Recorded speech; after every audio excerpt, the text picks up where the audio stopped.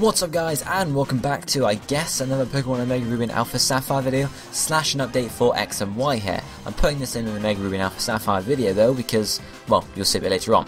Anyway, a few weeks ago, like with the Diancie and then onward to the Volcanion event, the Hoopa event was sort of revealed, released by the person who's sort of doing save file hacking. I don't know exactly what the term is there, editing the save file so you can put Hoopa in the game, activate the event, whatever. And the event is very similar to the Volcanion one. You go and talk to someone, they tell you they've been searching for Hoopa their whole life, and then tell you a bit about Hoopa. So obviously we have some screenshots here. These have got the watermark of Pokemon, Project Pokemon, because I think they're in association, the people that did it, but I'm not sure, but the screenshots have it on, so bear that in mind. But I'm not going to show you all of them, just the important ones.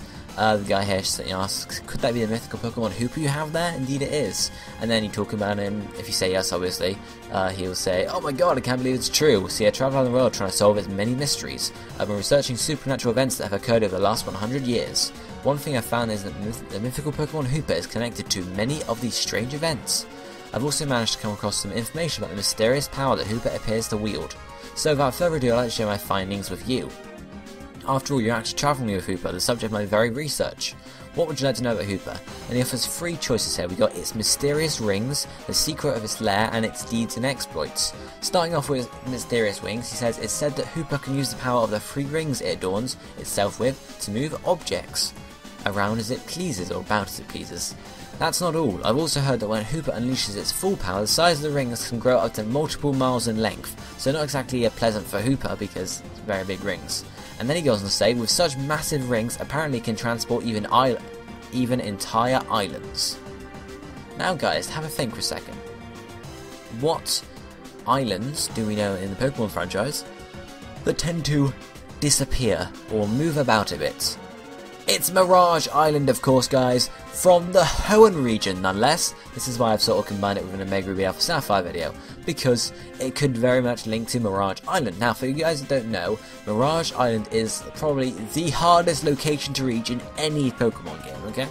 Because reaching it, or it being available to reach, is even rarer than catching or finding a shiny Pokemon. Maybe even rarer than actually finding Pokerus in the wild. It's very rare to get there indeed. The way that's done is, like, every day when you're playing Pokemon Ruby, Sapphire, Emerald, it'll look at the Pokemon in your party and it will see the personality values, and basically if, like, it's a certain value, it's going to make the island there. But it's a very small chance, you know, because it generates a random number between 0 and 65,535, and if the number matches the last 2 bytes of the personality value of any Pokemon in your party, it's going to appear. Has to match exactly. So, as you can expect, very, very unlikely to get. Anyway, basically Mirage Island is an island that will appear every now and again.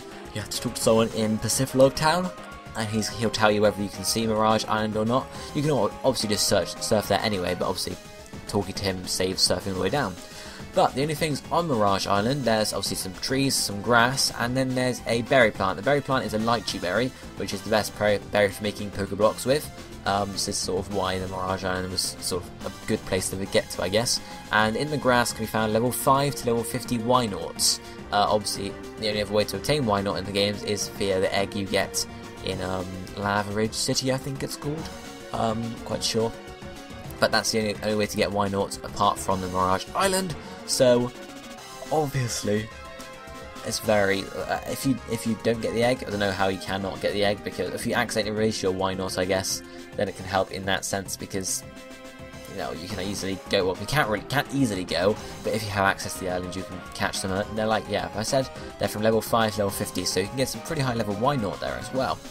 But that's pretty much all that's on Mirage Island. But we're told that Hoopa can transport, or, you know, apparently it can transport even entire islands with its rings. What's going on there, guys? Maybe Hoopa is linked to Mirage Island somehow, or we could, yeah, even if it's not confirmed, we could imagine that it would be, because Mirage Island is an island that appears and then disappears. And obviously most people are only going to see Mirage Island once in their lifetime of playing the games, if not at all.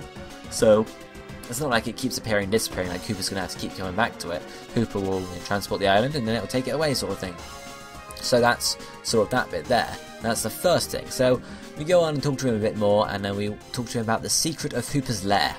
So it's told that the Hoopa's Lair is overflowing with the objects and treasures it nabbed over the years, claiming them for its own. Rumour has it that there are mountains of gold and silver treasures that it took from ancient kings and wealthy land barons, apparently. I hear Hoopa's Lair is an oasis in the desert, but no one's been able to find the place. Okay, interesting. Interesting. One other thing I'd like to mention while we have the time, in Hoenn as well, we also have in the, what would you call it, it's in the desert in Hoenn, we know there's a desert in Hoenn. In the desert there is the Desert Tower, I think it's called. I'm not sure the exact name for the Desert Tower or whatever, but there is a tower there, and in that tower, well, yeah, I guess in that tower you can also find the, I think at least in Pokemon Emerald there is, yeah, is it Desert Tower or, no, it's not Desert Ruin, I'm just trying to find the name for it now. I can't remember the name for it. What was it called? What was it called? Emerald exclusive areas, yes, the Mirage Tower, so it's pretty much the same thing, Mirage Island, Mirage Tower. So another thing that disappears and reappears. In Emerald, you know, it disappears once you sort of get your fossil, so it's not really that it just disappears there, but it could also be similar, I guess, because obviously, you know, Hoopa could be involved with that as well. It's another thing that disappears and reappears. Mirage Island is not, Mirage Tower rather, is not always there, so it's not like it's there until you take it. Sometimes it won't be there, sort of thing.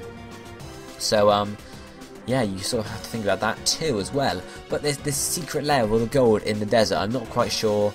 It's nowhere I can link it to certain you know, certain deserts or whatever. There's nothing really that comes to mind there from previous games, or Hoenn at least. So there's nothing really there, but it's an interesting fact nonetheless. Then we can ask him about the last option, or the last thing. It's deeds and exploits.